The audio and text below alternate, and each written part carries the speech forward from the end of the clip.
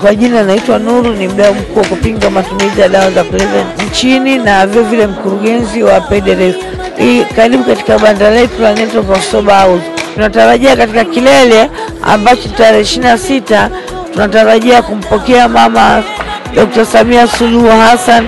Mama yetu ndio mgeni rasmi. Elimu inatolewa, uelewa, ufahamu ni nini dawa za kulevya na athari zake. Mr. Twaha Amani Mtunga ni mwathirika wa dawa za kulevya ambaye nilikuwa natumia hayo madawa ya kulevya. Kwa hiyo kwa wanadodoma wote ambao basi mko katika mkoa huu na wale walio nje ya mkoa wa Dodoma pia vile vile tunawakaribisha kwa ajili ya kilele hiki cha maadhimisho ya kudhibiti na kupinga na kuzuia biashara ya matumizi ya madawa ya kulevya.